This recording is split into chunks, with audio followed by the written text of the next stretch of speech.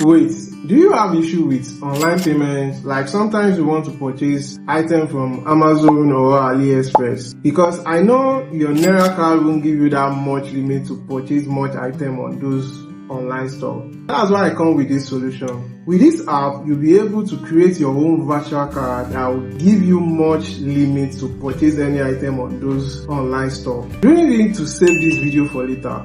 All you have to do is just go to your app store, download Klasha app, create your own account, verify your account with your ID and any other information they ask. Klasha will create your own Naira account for you, so fund the account with any amount.